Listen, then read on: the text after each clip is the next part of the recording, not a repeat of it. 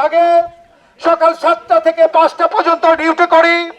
আমরা যারা এই রেলের চাকাকে সচল করার জন্য মাথার ঘাম পায়ে ফেলে আমরা যে কর্ম সম্পাদন করি, আজকে আমাদের মতো শ্রমিকদেরকে নিয়ে তারা যে ছিনিমিনি খেলছে, তাদের এই ছিনিমিনির তীব্র নিন্দা জানাই।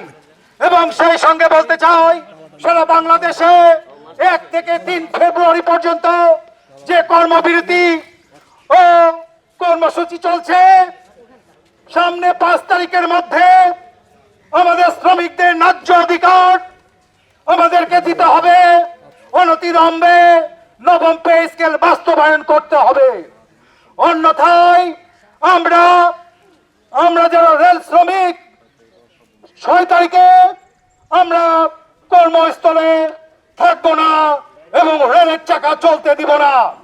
এবং সেই সঙ্গে বলতে চাই, সামনে যে 12 তারিখের নির্বাচন, আমরা রেলওয়ের সকল কর্মচারী বৃন্দ, সেই কর্মচারীরা ভোটের দিনে ভোটে অংশগ্রহণ করব না এবং আমরা সেই ভোটে দায়িত্ব পালন করতে যাব না।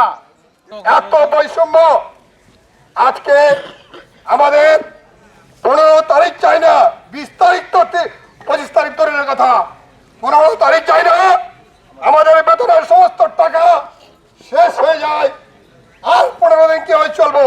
এত বৈষম্য, এত বৈষম্য আর আমরা মেনে নিতে পারবো না।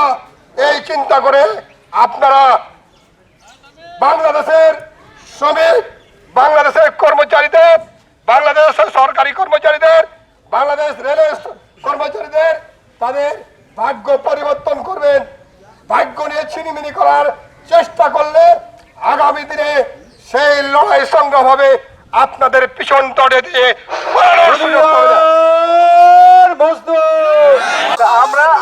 আমার ক্ষুদ্রজ্ঞানে মনে হয় সরকারের কাছে আমার আকুল আবেদন যে আমরা যারা নিম্ন গ্রেডের সরকারি চাকরিজীবী আছে তাদের দিকটা বিবেচনা করে খুব দ্রুত এই নবম পে স্কেলটা বাস্তবায়ন করা উচিত বলে আমি মনে করি।